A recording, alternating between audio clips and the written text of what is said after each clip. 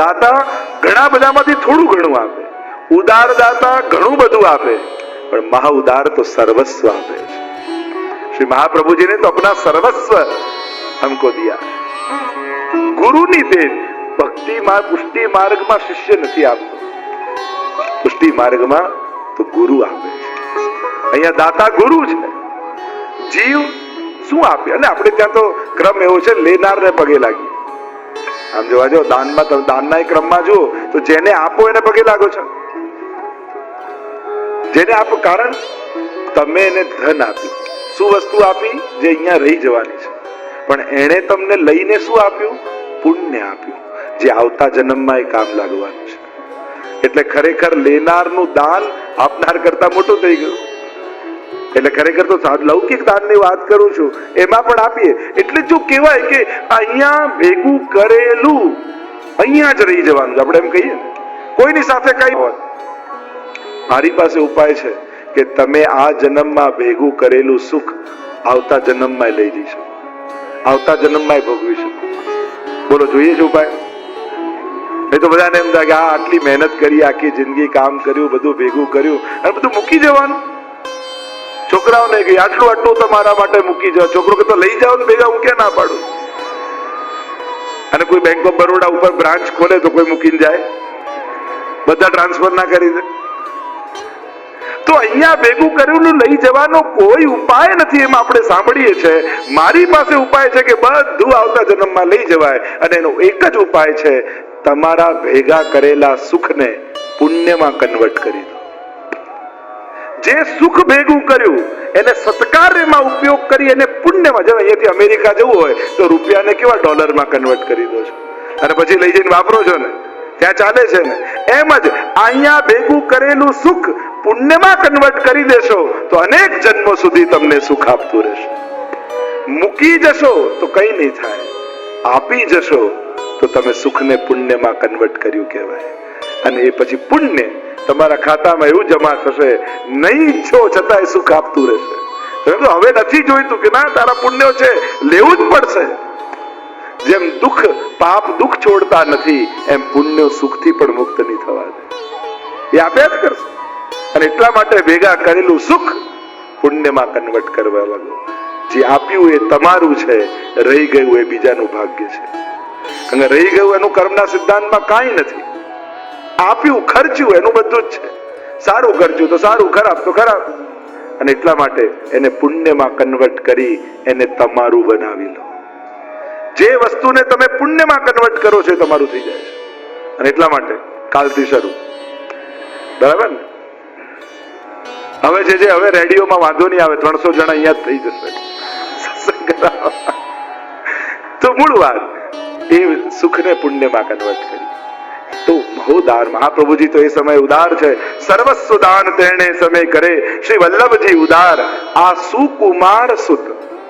સુકુમાર નો અર્થ ટીકામાં આચાર્યોએ કર્યો. સુ એટલે દેવતા, કુ એટલે પૃથ્વી, ને મા એટલે લક્ષ્મી. આ ત્રણેયને જે સુખ આપનારા છે, ત્રણેયનો સ્વીકાર કરનારા છે, એવા સુકુમાર સુત ઉદયો શ્રવણે સુની.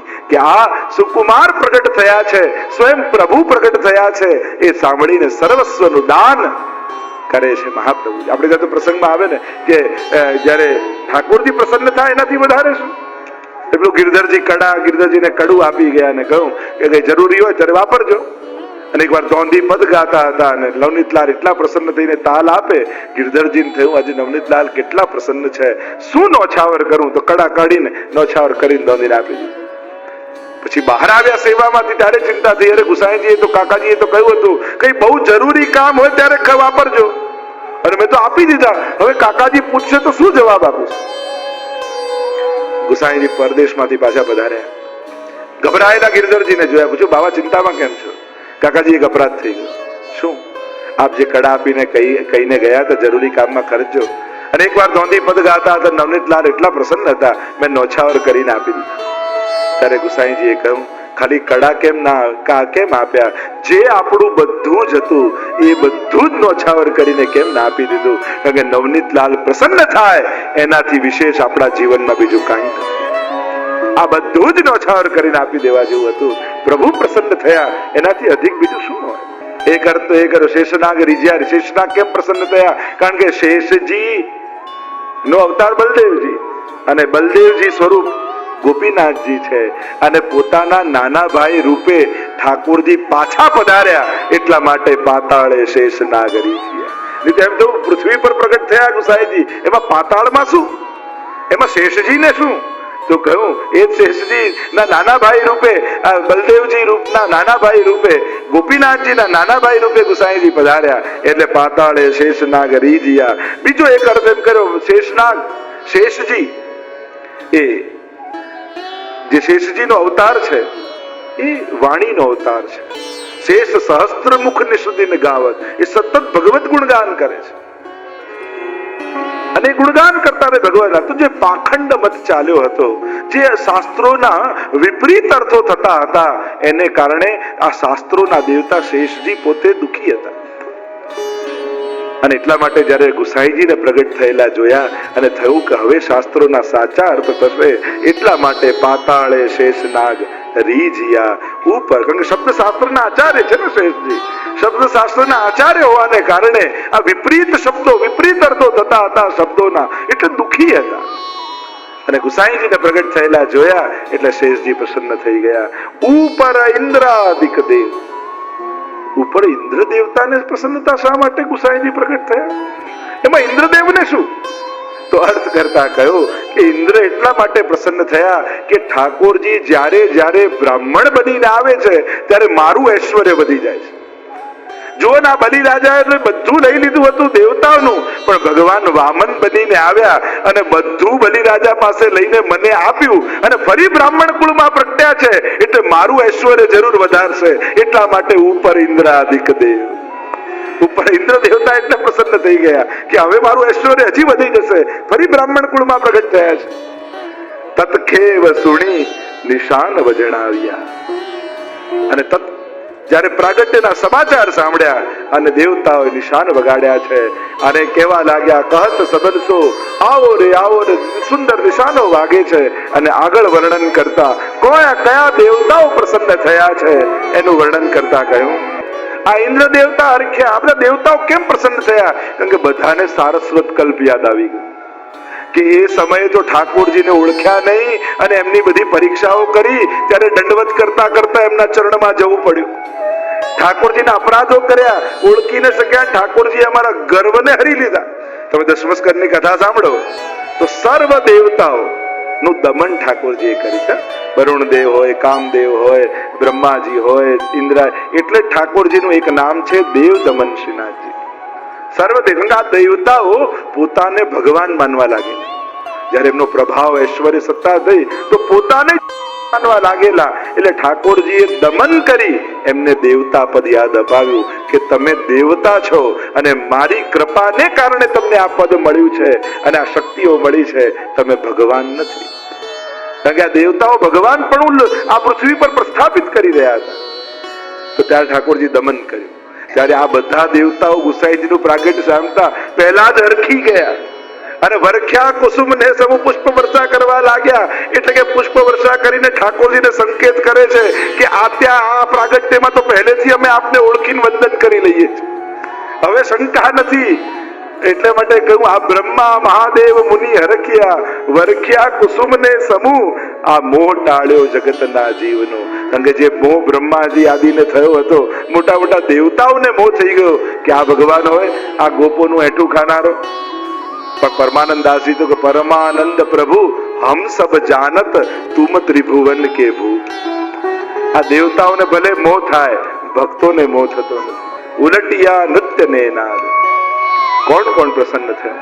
કેવલ દેવતાઓ જ નહીં, સિદ્ધો, ગાંધર્વો જે દેવતાઓના ગાયકો છે, ગુણીજનો, અપ્સરાઓ પ્રસન્ન થવા લાગી. આ તો કલાનિધિ પ્રગટ થયા છે, અમારી કલા સમર્પિત કરીએ. અપ્સરાઓ નૃત્ય કરવા લાગી. કારણ તો સકલ કલા ગુણ નિધાન છે. આપ તો સકલ ગીત સંગીત સાગર છે કે જેમાંથી આ બધું નાદ પ્રગટ થયું, એ બ્રહ્મ પોતે પ્રગટ થયો છે. જેનાથી આ કલાઓ, સેવ્ય માનમ કલાનિધિ, એ સર્વ કલાઓ જેમાંથી પ્રગટ થઈ છે, એ પ્રભુ પધાર્યા છે. લાવો અમારી કલા એમને સમર્પિત કરી દઈએ. એ તો ગુસાઈનો પ્રસંગ આવે, તાનસેન આવ્યા, 500 સોનામાંનો થાળ આપ્યો, ઉપર કોડી મૂકીને આપી. તાનસેને કહ્યું, મહારાજ આ કોડી શા માટે? તમારું સંગીત તો ઉત્તમ છે, એનું ઇનામ 500 સોનામાં, પણ ભગવાનના યશનો ગાન એમાં નથી, એટલે અમારા માટે તો કોડી બરાબર છે. કે એમાં પ્રભુનો વિમલ યશ નથી. તો આવા ગીત સંગીત સાગર, આ ગીત સંગીતને પણ ભક્તિ બનાવી દીધી છે ગુસાઈજી. તો એટલા માટે અપ્સરાઓ નૃત્ય કરી રહી છે. આહલાદ ભર્યા શ્રી વલ્લભજીએ માન્યા. અને આગળ ગાન કરતા કહે, આપણે ત્યાં વેદ નિષેધ ભક્તિ નથી. એટલે વેદમાં બતાવેલા જે પણ વિધાનો છે એ જ્યાં સુધી દેહ બુદ્ધિ છે ત્યાં સુધી કરવા જ. જ્યારે ભગવાનમાં નિરોધ થઈ જાય અને દેહ બુદ્ધિ સમાપ્ત થઈ જાય ત્યારે જુદી વાત છે, પણ વેદના કર્મોનું ઉલ્લંઘન નહીં કરવું. આપણે ત્યાં સ્વીકાર છે. આપણે વલ્લભકુલને ત્યાં પણ સર્વ વેદિક વિધિઓ થાય છે, અને એટલા માટે વેદનો વિરોધ નહીં કરવો. એ પણ ભગવદ રૂપ છે, વેદ સ્વીકૃત છે, અને એટલા માટે જે વેદની વિધિ હોય સર્વે માનવી. મહાપ્રભુજી સર્વ વિધિઓને માને છે. એટલા માટે એકવાર સંધ્યા વંદન કરતા હતા અને વૈષ્ણવે પૂછ્યું કે જયરાજ, આપ તો ભક્તિ માર્ગના આચાર્ય છો, પછી આમ સંધ્યા વંદન ને કર્મકાંડ કેમ કરો છો? મહાપ્રભુજીએ કહ્યું, ભક્તિ માર્ગ એ તો ફૂલોનો બગીચો છે, અને કર્મકાંડ એની કાંટાની વાડ છે. જો વાડ ન કરીએ ને તો કોઈ પણ આવીને બગીચો બગાડી જાય. એટલે અમારા ભક્તિની રક્ષા માટે અમે આ બધી વેદ વિધિઓ કરીએ છીએ. અને એટલા માટે ભક્તિને સહાયક, એને કારણે મારા પર કૃપા થશે એમ નહીં, આ કરવાથી ઠાકોરજી પ્રસન્ન થશે એવો ભાવ રાખીને વૈદિક વિધિઓ કરી. પણ આને કારણે મારું કલ્યાણ થઈ જશે, આને કારણે હું સુખી થઈ જઈશ, આને કારણે મારો ઉદ્ધાર થઈ જશે, એ ભાવ રાખવો એમને આશ્રય છે. પણ મહાપ્રભુજીની આજ્ઞાને હું પાળું છું એવો ભાવ રાખીને વૈદિક વિધિઓ કરે. તો વેદ વિદિત કૃત્ય સર્વે કીધા. મહાપ્રભુજી સર્વે જે જાતકર્મ આદિ સંસ્કારો, નામકરણ આદિ સંસ્કારો જે બધા છે એ બધી જ આપણે ત્યાં 16 સંસ્કારો માનવામાં આવે છે. તો અહીંયા વેદ વિદ સર્વે કૃત્યો કર્યા. દીધા બહુ પેરે ગૌદાન. અને જયારે બહુ આનંદ, યા ઉત્તમ કર્મ, સૌથી શ્રેષ્ઠ પુણ્યોમાં, જેમ આપણે ત્યાં ભૂમિ દાન છે, સુવર્ણ દાન છે, એમ એક શ્રેષ્ઠ દાન આપણે ત્યાં કહ્યું છે, એ છે ગૌદાન. કહેવાય કે દરેક વૈષ્ણવે જીવનમાં એકવાર ગૌદાન જરૂર કરવું. અને કદાચ ગૌદાન ન કરી શકો તો જ્યાં ગૌશાળામાં ઉત્તમ રીતે સેવા થતી હોય ત્યાં જઈને કોઈ પણ ગાયની સેવા યત્કિંચિત જે પણ બને જરૂર કરવી. આપણે ત્યાં બહુ જ મોટું પુણ્ય ગૌદાન અને ગૌ સેવાનું માનવામાં આવે છે. અને એટલા માટે જીવનમાં જ્યાં બી થાય, જ્યાં તમને પરિચિત હોય, જ્યાં વ્યવસ્થિત થતું હોય ત્યાં કાર્ય કરો.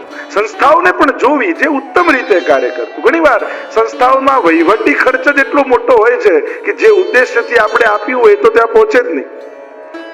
તો સંસ્થાઓ પણ સાત્વિકતા બનાવી રાખે, સંસ્થાઓ પણ કોશિશ કરે કે બીજા બધા ખર્ચાઓ ઘટાડી જે ઉદ્દેશ્યથી ધન મળ્યું છે એમાં જે ધનનો ઉપયોગ થવો જોઈએ. જો ઘણી મેં સંસ્થાઓમાં એમાં જોયું કે એ લોકોનો વહીવટી ખર્ચ એ લોકો એટલો મોટો બનાવી નાખે કે જેના માટે ડોનેશન મળ્યું હોય એ તો 50% જ ત્યાં સુધી પહોંચે. 50% તો એના વહીવટમાં જ ખર્ચાઈ જાય. તો એ પણ શ્રેષ્ઠ ન કહેવાય. ધાર્મિક સંસ્થાઓ, આધ્યાત્મિક સંસ્થાઓ અનેક પ્રકારની હોય, ઘણી મનોરંજન માટે બની હોય, ઘણી સમાજ સેવા માટે બની હોય, ઘણા આવી ભક્તિ અને સત્કાર્ય માટે બની હોય. તો જ્યારે એવી સંસ્થાઓ હોય જેના કેન્દ્રમાં ભગવાન હોય એવી સંસ્થાઓમાં બહુ સાવધાની રાખવી જોઈએ. કારણ આ જે કાંઈ પણ છે ઠાકોરજી નિમિત્તે છે, અને પ્રભુ નિમિત્તે જે થઈ રહ્યું છે તો એ ધન પ્રભુ નિમિત્ત સુધી, ગૌ નિમિત્ત સુધી જાય એનો વિવેક એ સંસ્થામાં જળવાવું જોઈએ. એટલે બધાએ સાવધાન રહેવાની જરૂર છે. આપણે જ્યાં પણ હોઈએ ત્યાંથી જે ઉદ્દેશ્યથી મળ્યું છે એમાં વપરાય છે કે તો જ્યાં જ્યાં સુંદર રીતે આવી ગૌ સેવા થતી હોય ત્યાં જઈને પણ તમે સેવા કરાવી શકો. પણ એ રીતે ગૌદાન, ગૌ સેવા, મહાપ્રભુજી ગૌદાન કરી રહ્યા છે. આપે તો ગૌ સેવા માટે બહુલા ગાયનો પ્રસંગ આવે, બહુલાવનની બેઠકજીનો, કે પથ્થરની ગાય, અને રાજાએ કહ્યું કે આ પૂજા બંધ કરો. યવન રાજા તો મૂર્તિ પૂજાનો વિરોધી, ત્યારે જ પૂજા કરવા દઉં જે મારી આંખની સામે આ ગાય ઘાસ ખાય. મહાપ્રભુજીએ કહ્યું અમે અનુભવ કરાવીશું. અને ઘાસ લીધું. એ બહુલા ગાયની મૂર્તિની પાછળના ભાગમાં ઘાસ લઈને મહાપ્રભુજી ઉભા રહ્યા, અને ગાય જીવંત બનીને મુખ વાળી અને મહાપ્રભુજીના હસ્તમાંથી ઘાસનું ગ્રહણ કર્યું. એ બહુલા ગાયની પ્રસિદ્ધ વાર્તા જે આપણે ત્યાં આવે છે. તો મહાપ્રભુજી આ બધી સુરક્ષાઓ કરી છે, સમાજને પ્રેરિત કર્યા છે આ બધા સત્કાર્યો માટે. અને એટલા માટે અહીંયા મહાપ્રભુજી ગૌદાન કરી રહ્યા છે અને આ માન તું સ્વજન સંતોષિયા અને જે સ્વજનો ભગવદીઓ મહાપુરુષો સગા સંબંધીઓ જે પણ આવ્યા છે એને સન્માન આપીને સંતોષ આપ્યો છે.